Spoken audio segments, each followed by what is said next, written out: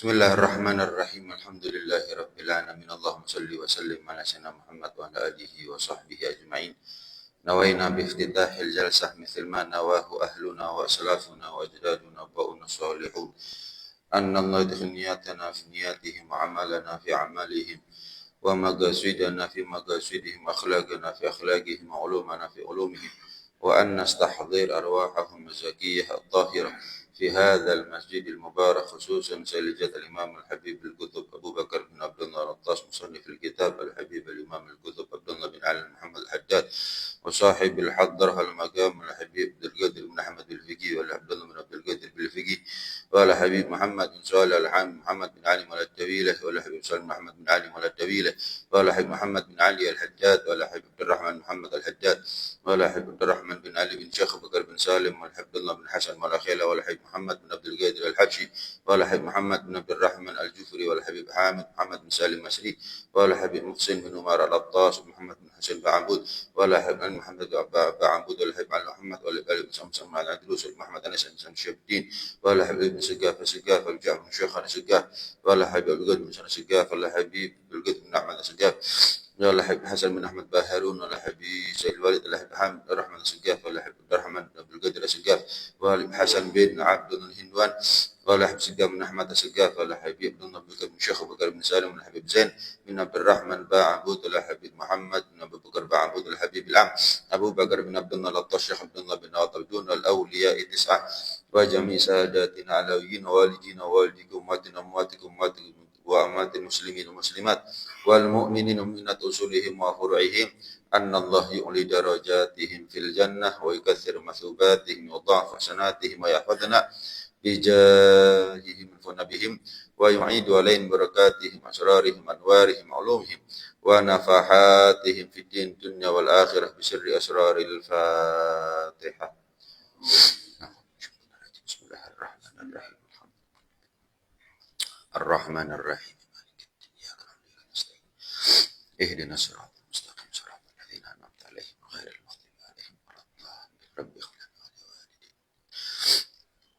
بسم الله الرحمن الرحيم الحمد لله رب العالمين وبه نستعين على أمور الدنيا والدين وأشهد أن لا إله إلا الله وحده لا شريك له شهادة ندخرها ذخيرة ليوم الدين وأشهد أن سيدنا محمدا عبده ورسوله أفضل الأنبياء وسيد المرسلين. اللهم صل وسلم وبارك وكرم ومجد وعظم على سيدنا وحبيبنا وشفيعنا وقرة أعيننا ومولانا محمد وعلى آله وصحبه أجمعين ولا حول ولا قوة إلا بالله العلي العظيم أما بعد. سبحانك لا علم لنا إلا ما علمتنا إنك أنت العليم الحكيم. رب اشرح لي صدري ويسر لي أمري واحلل عقدة من لساني يفقه قولي واهد قلبي وسدد به لساني. اللهم أرنا الحق حقا وارزقنا اتباعه وأرنا الباطل باطلا وارزقنا اجتنابه واجعلنا من الذين يستمعون القول فيتبعون أحسنه. نويت التعلم والتعليم والتذكر والتذكير والنفع والانتفاع والإفادة والاستفادة والحث على التمسك بكتاب الله وسنة رسوله والدعاء إلى الهدى والدلالة على الخير ابتغاء وجه الله ومرضاته وقربه وثوابه سبحانه وتعالى وصلى الله على سيدنا محمد وعلى آله وصحبه وسلم. الحمد لله رب العالمين. Assalamualaikum warahmatullahi wabarakatuh. قال المصنف الإمام الحداد رضي الله تعالى عنه وأرضاه ونفعنا به وبعلومه في الدارين amin radhiyallahu ankum. Melanjutkan pengajian kitab Al-Hikam Al-Haddadiyah karya Al-Imam Al-Haddad yang mudah-mudahan Allah ridho kepada beliau dan kita semuanya. Allah jadikan ilmu kita semuanya ilmu yang manfaat, ilmu yang barokah zahir batin dunia akhirat. Amin ya rabbal alamin. Masih dalam pembahasan hikmah yang ke-21. Dijelaskan di sini bahwa memang hakikatnya dunia itu adalah sesuatu yang tercela. Ad-dunya mal'unatun mal'unun ma fiha. Dunia itu dawuh Kanjeng Nabi terlaknat. Dan apapun yang menjadi bagian di dalam dunia juga ikut terlaknat. Illa dzakiran, kecuali orang yang berzikir, sholat, hadir pengajian, baca Quran, istighosah, dan lain sebagainya. Wa aliman, dan orang yang berilmu, wa muta'alliman, dan orang yang mempelajari ilmu. Maka tiga golongan ini tidak termasuk di antara bagian dunia yang dikecam, bagian dunia yang dilaknat oleh Allah. Dunia yang dikecam, yang dilaknat, yang dikutuk oleh Allah ada dua. Ada gila harta, yaitu materialistis. Cinta dunia, itu yang dilarang hati. Adapun memiliki dunia itu nggak ada masalah. Asalkan bukan dunia yang memiliki kita. Kita menguasai dunia itu nggak apa-apa. Yang paling penting bukan dunia yang menguasai kita. Artinya kalau dunia itu hanya ada di tangan, dunia itu hanya ada di dompet, ya nggak ada masalah. Selama dunia itu tidak bersemayam ada di hatinya kita. Jangan memperbudakkan hatinya kita kepada dunia. Lagi pula, walaupun kita ini nggak peduli sama dunia, ya belum tentu susah. Begitu juga sebaliknya, ngoyo ngototnya kita, mendeliknya kita sama dunia, melototnya kita sama dunia, ya belum tentu kaya. Nabi Sulaiman itu kaya. Apa karena cinta dunia? Apa iya Nabi itu cinta dunia? Enggak. Sayyidina Abu Bakar, Sayyidina Umar, Sayyidina Utsman, Sayyidina Abdurrahman bin Auf, itu sahabat-sahabat Nabi yang kaya. Apa iya mereka itu kaya karena cinta dunia, melotot kalau melihat dunia, ngoyo, berdunia? Enggak. Tapi takdirnya kaya ya kaya. Jadi berpalingnya kita dari dunia nggak buat kita susah. Ambisiusnya kita sama dunia juga nggak buat kita kaya. Itu sudah tercatat di Lauhul Mahfuz. Upaya ikhtiarnya kita tidak akan merubah apa yang sudah terlanjur diputuskan, ditentukan, ditetapkan, ditakdirkan oleh Allah Subhanahu wa taala. Nah, ya. Makanya Rasulullah dawuh halakal mukthiru illa man qala fi ibadillah hakadha wa qalilum mahum. Celaka orang yang suka nimbun dunia, kecuali kalau mereka selagi nimbun, mereka pun juga sambil begini, kata Nabi. Fi ibadillah, terhadap makhluknya Allah Subhanahu wa taala. Banyak masuknya juga banyak keluarnya. Wa qalilum mahum, tapi sedikit orang seperti ini. Sedikit orang yang banyak masuk, banyak keluarnya. Nah, kemudian yang kedua, bagian dunia yang dikecam adalah gila hormat. Ya, gila pangkat. Gila popularitas. Ya. Dikatakan ihdharu syahwatal khafiyah. Al-alim yuhibbu ayyujlasa ilaih. Hati-hati sama syahwat yang samar ini, kata Nabi.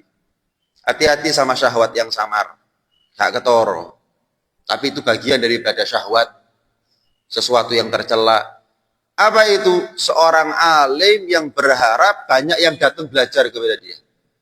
Jadi dalam artian yang dia cari itu banyak-banyakan umat. banyak-banyakan massa, banyak-banyakan pengikut, banyak-banyakan follower. Al-alim yuhibbu ayyujlasa ilaih. Ini syahwat yang sama. Ingin dikenal, semakin populer dia, semakin dihormati sama orang. Bishr ibnul Harith mengatakan, la yajidu halawatal akhirah rajulun yuhibbu ayya'rifahun nas.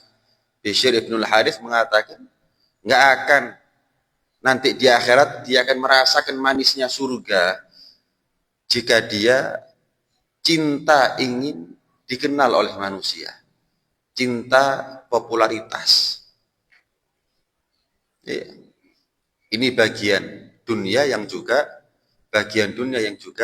dikecam oleh Allah Subhanahu wa taala. Ibn Athaillah As-Sakandari mengatakan, idfan wujudak fi ardil khumul fama nabata mimma lam yudfan la yatimmu nataju. Kubur wujudnya kamu, keberadaannya kamu di tanah khumul. Khumul ini menjauh dari sorotan. Bukan nggak tersorot loh ya. Jadi belum tentu orang yang nggak terkenal itu karena pilihannya, mungkin dia kepingin terkenal tapi nggak terkenal. Ini bukan tawadhu. Sama seperti orang yang kepingin kaya tapi nggak kaya, ini bukan zuhud. Zuhud itu nggak kepingin kaya. Masalah dikasih kaya ya urusannya Allah. Nggak kepingin terkenal, tapi Allah paksa dia harus terkenal. Ini beda hati. Orang yang memaksakan dirinya untuk terkenal seringkali terpeleset, kepelicuk, keseliu, kepingin terkenal, sehingga terkesan sedikit menghalalkan segala cara. Nah, sekali, dua kali aman. Begitu berkali-kali, keseliu dia. Terpleset dia. Tapi orang yang dikehendaki oleh Allah terkenal, dituntun oleh Allah. Dilindungi oleh Allah. Diberikan penjagaan oleh Allah Subhanahu wa taala. Tawadhu itu nggak kepingin terkenal, tapi kok terkenal ya sudah. Maunya Allah itu. Jadi bukan berarti yang terkenal sombong, yang nggak terkenal tawadhu, enggak. Sombong dan tawadhu itu urusan hati. Jadi kita jangan menilai hanya dari yang zahir. Oh terkenal, oh berarti sombong. Gila popularitas. Ya. Oh nggak terkenal berarti tawadhu. Oh nggak tahu. Jangan-jangan dia kepingin terkenal sebetulnya, cuman nggak ada kesempatan aja. Begitu duduk di belakang, batin dalam dirinya. Sebetulnya saya yang pantas ceramah itu. Misalnya, ini bukan tawadhu walaupun duduknya paling belakang. Karena dia merasa lebih baik daripada yang tampil misalnya. Itu yang baca doa mestinya saya. Saya haji 5 kali itu kan haji baru sekali misal. Ya, ini bukan tawadhu walaupun dia duduk di atas sandalnya jamaah kalau perlu. Bukan tawadhu, itu bukan dari penampilan. Tawadhu itu bukan dari penampilan. Ya. Karena itu jangan gampang ngejudge orang lain hanya karena zahirnya, kita nggak tahu. Nah, kubur wujudnya kamu ada di tanah khumul. Tanah menjauh dari sorotan. Karena ketahuilah, semakin dalam kamu kubur dirimu, maka semakin manis buah yang akan kamu panen. Dan segala sesuatu yang ditanam tidak sempurna terlalu dalam dikubur, tidak sempurna terlalu dalam ditanam, biasanya buahnya nggak manis, nggak sempurna hasilnya. Maka kubur dirimu sedalam-dalamnya, buahnya akan sempurna nanti. Kalau enggak, akan beresiko kita gagal panen. Nah, dikatakan barang siapa ya yang enggak gila hormat dan juga enggak gila harta, fahuwa siddiq, maka dia adalah orang yang betul-betul jujur di dalam penghambaannya dia kepada Allah. Dia nggak mau menjadi budaknya popularitas. Dia nggak mau jadi budaknya harta. Dia mau menjadi budaknya Allah. Hadirin, kapan kita memperbudakkan diri kita kepada segala sesuatu selain Allah, pasti yang kita peroleh adalah kehinaan. Memperbudakkan dirinya kita kepada jabatan, memperbudakkan dirinya kepada manusia, bergantung sama orang, memperbudakkan dirinya kepada nafsunya, syahwatnya. Pokoknya kapan kita memperbudakkan dirinya kita, hatinya kita kepada selain Allah, hina. Tidak menjadi mulia seorang manusia kecuali ketika dia 100% memperbudakkan dirinya hanya kepada Allah Subhanahu wa taala. Menjadi mulia. Makanya dikatakan hubbul mal wasyaraf, cinta harta, cinta kehormatan, yumbitan an-nifaq. Kedua-duanya bisa menumbuhkan kemunafikan dalam diri seseorang. Fil qalbi, di dalam hati seseorang, kama yumbitul ma'u al-baqla, subur kemunafikan yang ada dalam hatinya orang yang cinta popularitas, cinta kehormatan, cinta harta, cinta dunia. Subur tumbuhnya kemunafikan dalam hatinya dia. Sebagaimana air yang bisa menyuburkan lumut. Ya. Sekali lagi, jangan kita memperbudakkan diri kita. Jangan mau kita ini tertawan oleh jabatan, tertawan oleh nafsu, tertawan oleh syahwat, tertawan oleh dunia. Jangan mau. Hina kita. Hina kita. Dunia ini diciptakan untuk kita. Bukan kita yang diciptakan untuk dunia. Jadi ke dunia itu sebagai budak. Ya, manusia enggak. Kita hanya yang malah jadi budak. Dalam satu syair dikatakan yal galbal walahan aktsarata fil ishqah syujunak qad kunta sultan malakta nafsak man yuhinak.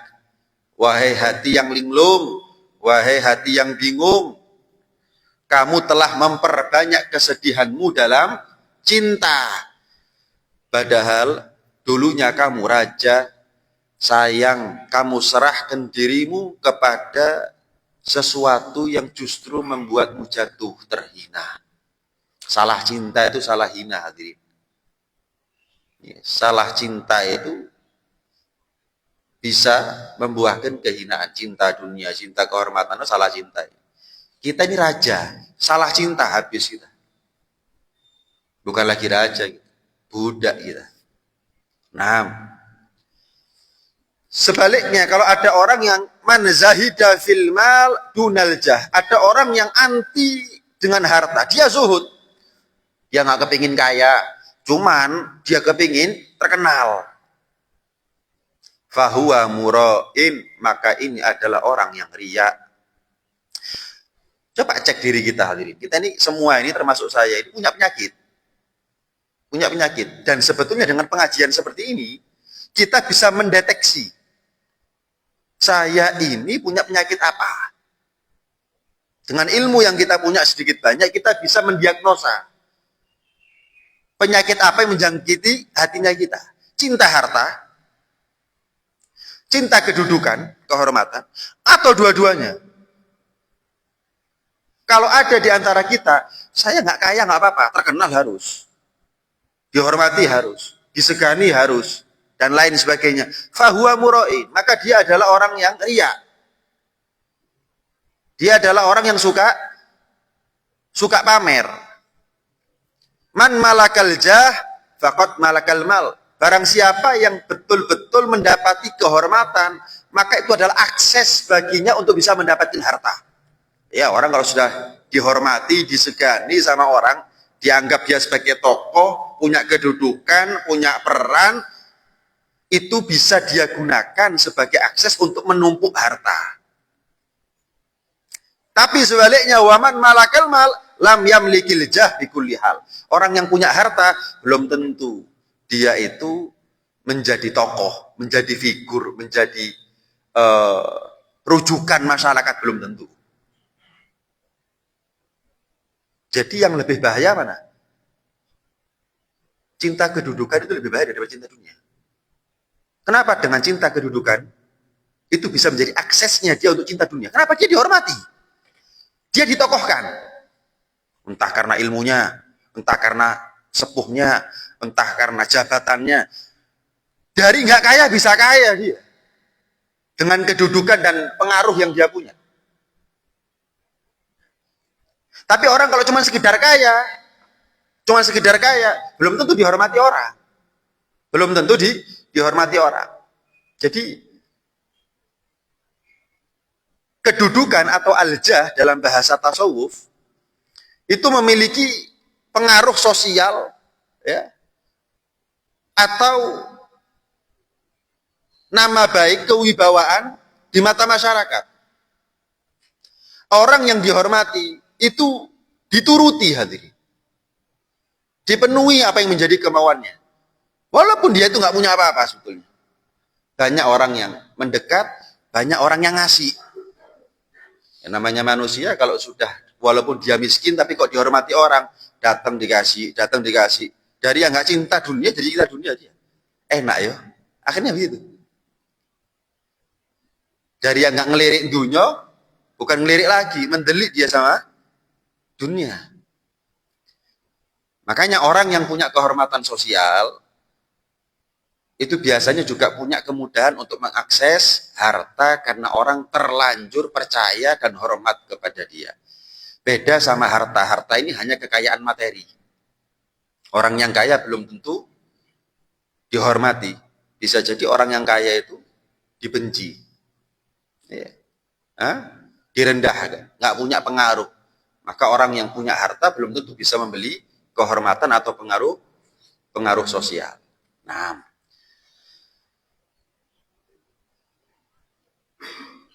makanya kita ini hidup hadirin.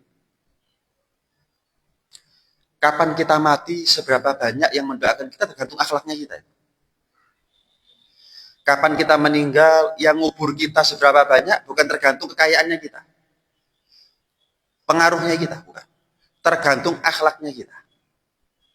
Kapan kita meninggal, ya, yang rutin datang tahlilnya kita sehari, hari pertama, hari kedua, hari ketiga, berapa banyak tergantung akhlaknya kita.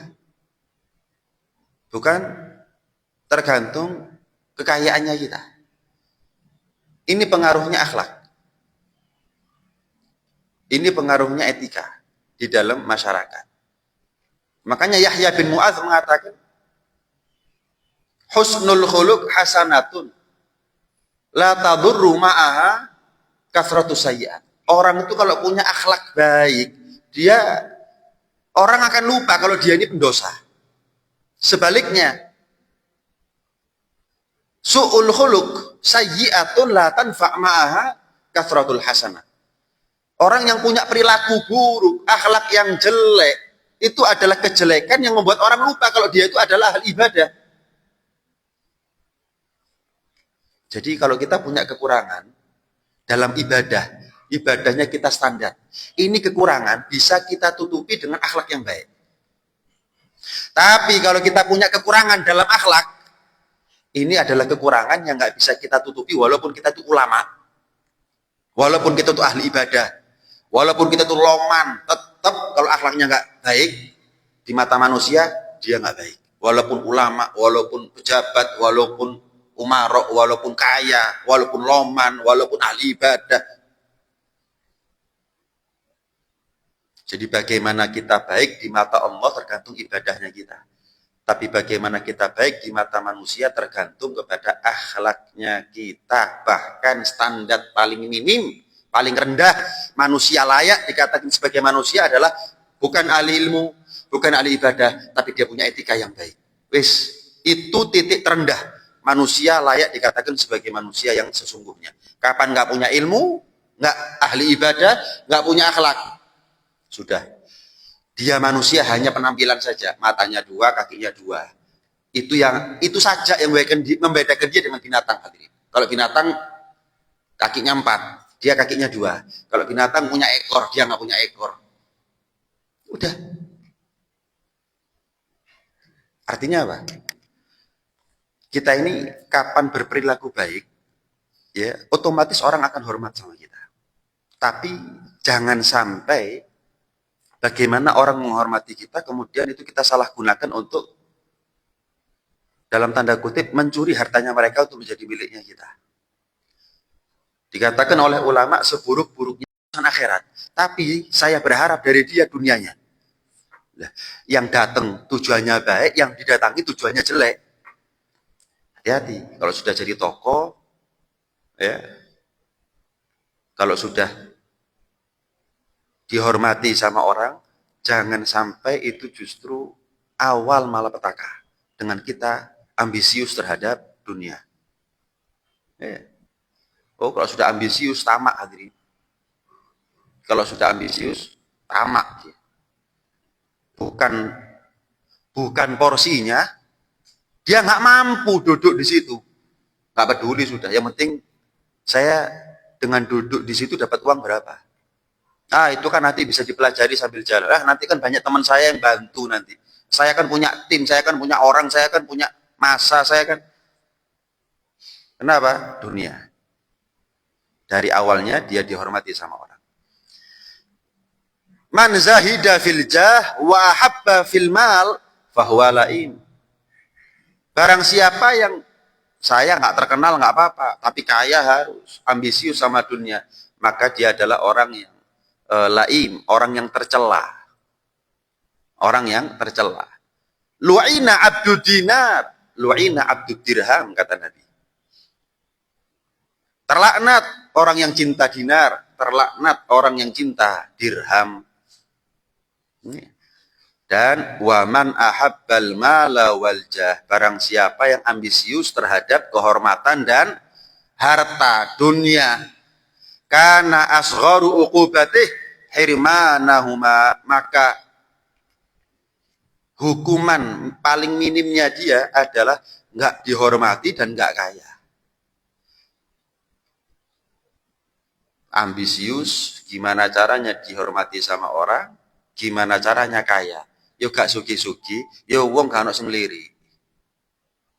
Ini paling minimnya hukuman yang dia terima, ya. Hukuman yang dia terima ada di atas dunia. Karena itu hadirin hadirat sekalian rahmati Allah Subhanahu wa taala, nah, dikatakan in syi'ta an takuna hurran, kalau kamu ini ingin menjadi manusia yang merdeka, tidak tertawan dan menjadi budak sesuatu, fatruk kulla amrin, maka tinggalkan segala sesuatu. Maksudnya apa? Jangan dicari. Jangan dicari. Loh, Beb, lah nggak makan loh. Nyari karena ambisius sama nyari karena butuh itu kan beda. Yang nggak boleh adalah nyari ketika ambisius. Kita di dunia ya butuh dunia, tapi nyarinya karena apa? Tendensinya karena apa? Karena tamak atau karena butuh? Kalau butuh ya sekedarnya, secukupnya, sesuai dengan hajat. Lebih dari butuh nggak diambil. Iya. Sayyidina Umar itu mengatakan, kalau seandainya ditawarkan kepada aku uang 10 dirham, halal total, tapi butuhku cuma 1 dirham, yang aku ambil 1 dirham. Ini baru namanya zuhud. Kalau kita jangankan yang syubhat, haram 10 dirham. Ada 11 nggak kira-kira? 12 dirham ada nggak kalau perlu? Iya, kita ini kadang-kadang hadirin, ya, kalau ada pejabat korupsi nuti-nuti, koruptor, sing kini nyolong semen, nyolong botol. Iya. Kalau dia jadi kasir, ya dia nyuri, ya karena nggak ada kesempatan aja. Kalau punya kesempatan ya sama, korup juga. Kita ini punya pemimpin korup karena rakyatnya juga korup. Itu janjinya Allah sudah. Kepingin punya pemimpin yang bertakwa, jadilah kamu rakyat yang bertakwa, titik. Wis. Iya. Titik sudah. Hanya kita ada di posisi yang berbeda, kesempatan yang berbeda. Kini isoi korupsi didik, kono isoi korupsi akeh. Coba kita punya kesempatan sebagaimana mereka, ya podo akeh. Sama dodolan beras, nyolong timbangan, dodolan wesi, nyolong timbangan. Saya pernah ditanya sama orang jualan sarang burung. Sarang burung walet itu kan disiram. Ya.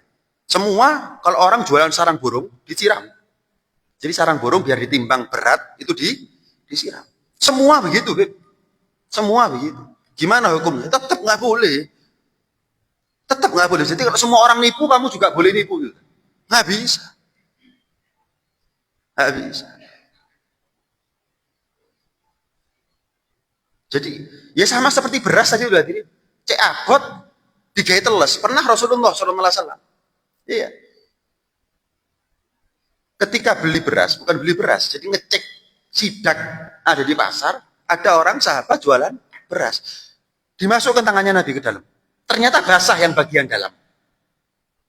Ditegur sama Nabi, kenapa kok basah? Anu ya Rasul, kena rembesan hujan dari bawah. Kenapa nggak dibalik? Yang basah di atas. Sampai segitunya. Ini bukan sengaja loh ini. Kena rembesan hujan sehingga bagian yang dalam, yang namanya dari bawah rembesan ya, yang atas kering, yang bawah basah. Cek sama Nabi, basah. Anu kena rembesan hujan dari bawah ya Rasul. Kenapa nggak dibalik? Kenapa kamu biarkan tertutup, tersamarkan? Kenapa kamu biarkan tersembunyi? Kamu tahu kok. Kenapa nggak dibalik aja? Atau kenapa nggak kamu pisah aja? Yang kering-kering sendiri, yang ini jemur dulu. Sampai segitunya hadirin. Iya. Oh, kita ini SMP, gorengan 5 bayar telu. Iya. Kita ini ngelihat po di rumahnya tetangga, yang tak disian, sing duwe sampai kayak kumanan. Kita kalau ngelihat truk tebu berhenti di perempatan, menek. Lapo Joko tebu itu memang. Artinya ini mental lah ini. Penyakit ini. Ini mental ini penyakit. Jadi kita punya pemimpin yang bagaimana tergantung kita sebetulnya. Punya pemimpin korup. Kenapa? Nah ketika dipilih, apa aku milih sampai lah kanut duit? Lah kan sama berarti kan. Ya, yang menciptakan dia korup ya kamu juga. Lah apa milih sampean kenal Yora? Kanut duit mana? Loh, berarti kan memang dia ingin punya pemimpin yang korup. Karena orang kalau sudah mengeluarkan uang, dia berpikir gimana caranya uang itu kembali. Lah iso luwe. Hati. Ya sudah, salahnya siapa? Ya salahnya rakyatnya. Sing milih kalau duit, lek ada duit gak dipilih. Ayo milih mana kira-kira? Kenal, ya, tapi nggak ada uangnya. Nggak kenal, tapi ngasih uang 250.000. Milih mana kira-kira orang sekarang? Jangan ngomong milih yang kenal jenengan. Ketoro lek goro sampai. Ya 200.000, 5 tahun hadirin, payu wis entek. Maru lek demo, lek korupsi demo. Lah yang menciptakan kamu, yang menciptakan dia itu siapa?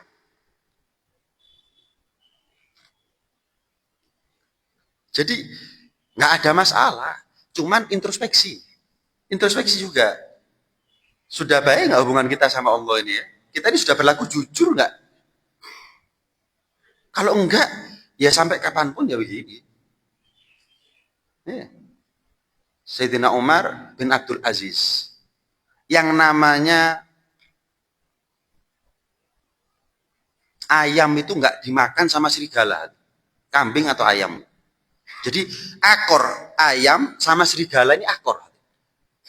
Bukan kiasan ya, bukan najas. Jadi ayam sama serigala atau kambing sama serigala, akor.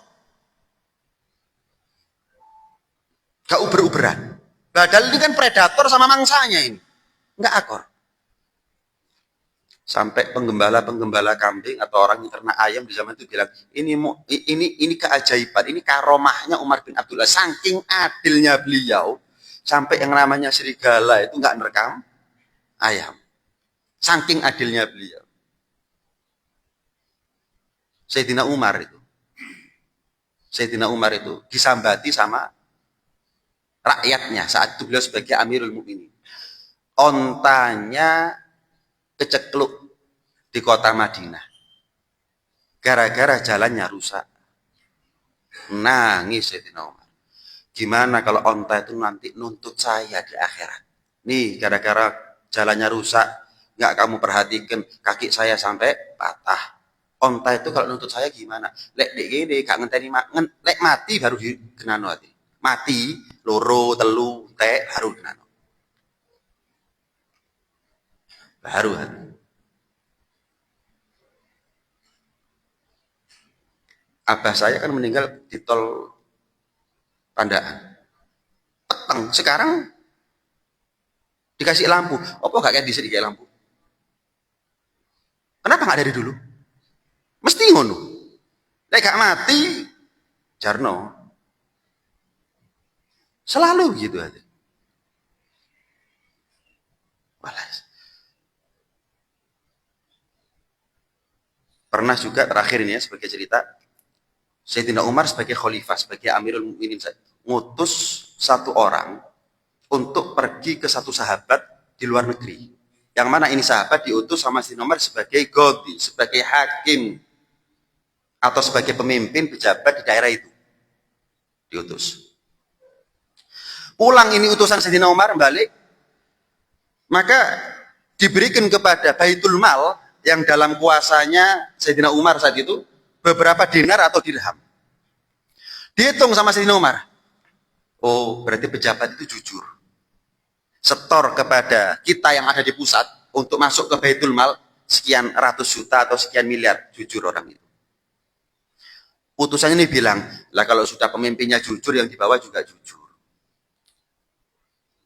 Kalau yang sudah pemimpinnya di atas tegas, siapa yang berani? Pemimpinnya Sayyidina Umar hadirin. Siapa yang mau berani korupsi? Tapi Sayyidina Umar itu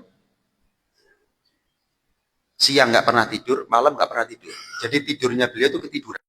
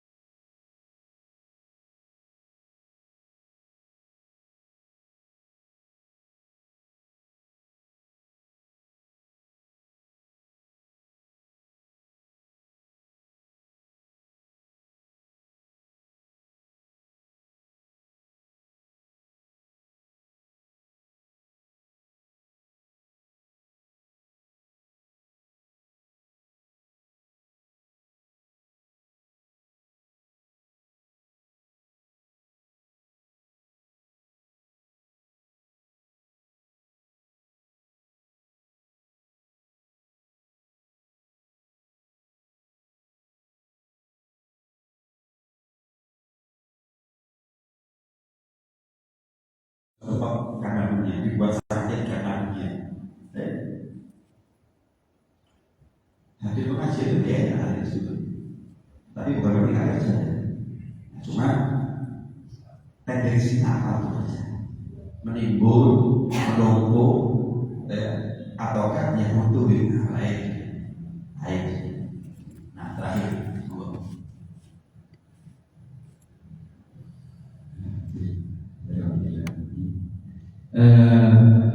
saya ingat dulu 7 tahun yang lalu, Habib berikan pada kita pada waktu itu bahwasanya ada satu doa yang penting dari Rasulullah, bahwasanya ya Allah jadikan batinku lebih baik daripada zahirku dan jadikan zahirku beramal soleh. Berkaitannya dengan masalah ini, ya berkaitan dengan masalah batin. Dalam Imam Ghazali katakan bahwasanya ada 3 komponen dalam struktur batin manusia ini. Yang pertama adalah pikiran, kemudian yang kedua adalah hati dan nafsu. Dan dikatakan bahwa nafsu itu adalah sebagai buas, dan bila yang tidak memberikan tidak akan dijadikan besar. Kemudian yang kedua adalah hati sebagai raja, dan kemudian yang terakhir pikiran sebagai menteri. Yang diabadikan dalam Al-Quran bahwasanya target yang disampaikan Allah kepada kita adalah bahwasanya hati menjadi hati yang berjari. Kemudian yang kedua pada pikiran yang berbaik sangka. Kemudian yang ketiga dari nafsu, ya nafsu yang terkait dengan nafsu bermaminat. Yang saya tanyakan ini, adakah 3 itu bisa ditempuh dengan cara kita beribadah, ataukah dilatih dengan sebuah metode ataupun tarekat yang harus kita ikuti yang dipimpin oleh seorang musyrik? Demikian mungkin bisa dijelaskan kepada kita. Terima kasih. Obatnya riya itu salah satunya ngamalkan doanya Nabi, Allahumma ja'al sa'irati khairan ala niyati wa ala niyati sholihah. Ya Allah, jadikan batinku ini lebih baik daripada apa yang nampak secara zahir. Tapi sekalipun demikian, jadikan batinku lebih baik. Maksudnya gimana ini? Kadang-kadang kita salah paham. Mending sodakoh 10.000 tapi ikhlas cuma 10 juta tapi nggak ikhlas. Betul. Tapi kan yang lebih afdol dari itu 10 juta ya. Saya nyumbang 10 juta. Ini loh, ikhlasnya saya yang lebih penting daripada 10 juta. Ya Allah, jadi batin itu lebih baik daripada loh. Tapi loh itu tetap maksimal. Bukan 10 juta terus milih 10.000. Oh, sebetulnya ikhlas lah. Ini betul, batinnya lebih baik daripada gue, tapi gue ini lima. Yang perlu kita usahakan itu adalah gimana caranya maksimal dohirnya, solehat dohirnya, tapi juga batinnya lebih soleh daripada apa yang nampak. Masya Allah 10 juta, tapi dalam batinnya dia, ya hartanya di tempat ngomong ada, dia merasa gimana. Batinnya dia lebih baik daripada hati itu adalah raja, kemudian akal pikiran itu adalah makanan menteri, nafsu itu adalah hewan buas. Kalau sudah kita pahami konsep ini nanti, kalau kita sudah pahami konsep ini, berarti penentunya itu ada di hati. Inna bil jasad mudghatan idza salaha salaha al jasad kullu wa idza fasada fasada jasad kullu. Hati ini seonggok daging yang ada pada jasad manusia, yang kalau baik baik semuanya, yang kalau jelek semuanya. Hati kalau jelek, pikiran itu jelek. Rajanya jelek, bagaimana jadi gimana? Orang raja kalau korup pasti dia akan mirip dengan dia korup. Kenapa? Saling mengamankan. Hati kalau sudah jelek, maka nafsu itu tidak terkendali. Seperti yang dibilang, dia akan menjadi mangsa. Di sini akan jadi binatang. Intinya, apakah kalau inginnya apakah perlu kita itu bertoriko? Perlu, bahkan wajib. Sebagaimana wajibnya kita bersyariat, wajib kita bertoriko. Kenapa? Wajib kita tidak tasawuf. Wajib tadi. Islam, iman, ihsan itu ada perwakilan daripada makna tasawuf. Jangan bukan kita ihya itu akidah, ibadah, tasawuf. Risalah jamiah, iman, akidah, ibadah, tasawuf. Kita zubat, akidah, ibadah, tasawuf. Tapi sama tasawuf terakhir. Jangan kita ini nggak ngerti wudhu, nggak ngerti sholat, belajar hati. Jangan. Belajar bumi dulu, belajar lagi. Ya nanti dulu, syariat dulu. Tapi jangan hanya syariat dong. Baru ini kan, tasawuf wajib kita bertasawuf, wajib. Ya wajib. Kalau kita nggak mau bertasawuf, kita jadi orang soleh. Nggak punya cita-cita jadi orang soleh. Mana yang sholat, yang soleh? Belum tentu. Yang sholatnya khusyuk, yang soleh. Untuk khusyuk ini tasawuf. Namanya orang haji yang apa namanya yang baik, bukan yang soleh, bukan yang ikhlas. Yang ikhlas, yang haji ikhlas ini yang soleh. Untuk ikhlas tasawuf wajib kita bertasawuf. Nah, ketika kita wajib bertasawuf, konsekuensi hukumnya berarti kita wajib bertoriko. Kenapa? Nah, mungkin kita sampai kepada Allah dengan tasawufnya kita sendiri. Siapa dia? Siapa kita yang untuk sampai kepada Allah dengan ihsan ciptaannya kita sendiri?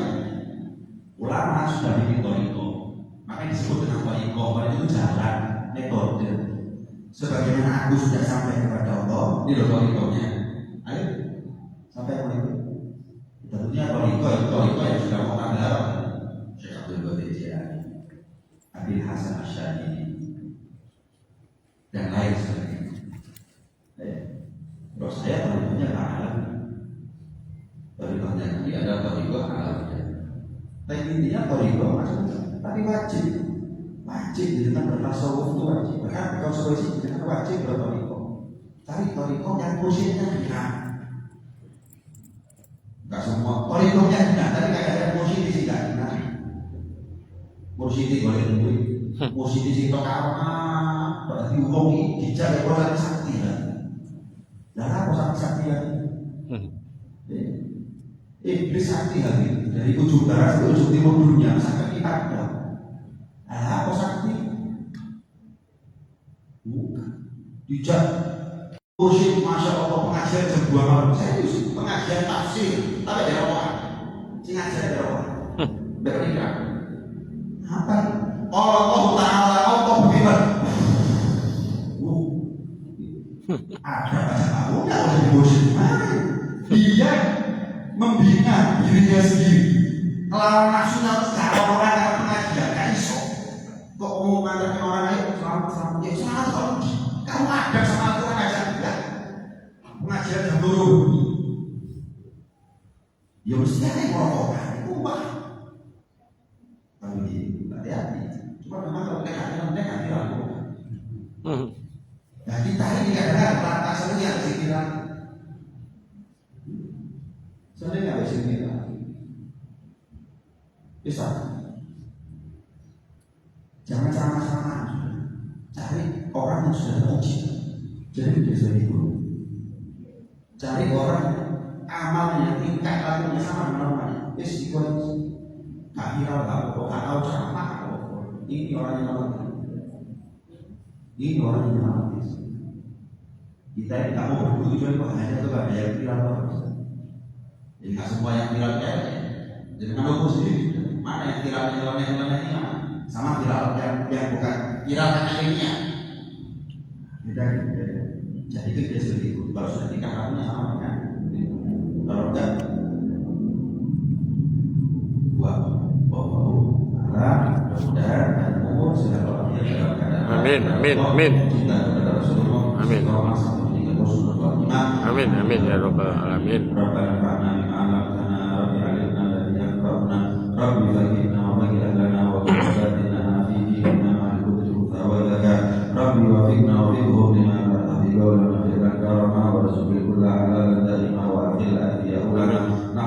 خيرا ولا كل شر ربنا اصلح لنا كل شؤون واجر بالرضا منك والموت عن ربنا كل بيوت قبل ان تاتينا رسلا من ربك واصبر اكرم من ستر وصلاه الله ارشى المصطفى من الى الحق العدل والوفاء في كتاب فيه للناس شفاء وعلى الال الكرام شرفاء وعلى الصحب مصابيح الهدى اللهم اهدنا بهداك واجعلنا ممن يسارع في رضاك ولا تهدنا وليا سواك ولا تجعلنا ممن خالف امرك وعصاك وحسبنا الله ونعم الوكيل ولا حول ولا قوه الا بالله العلي العظيم وصلى الله على سيدنا محمد وعلى اله وصحبه وسلم الحمد لله رب العالمين بسر اسرار الفاتحه.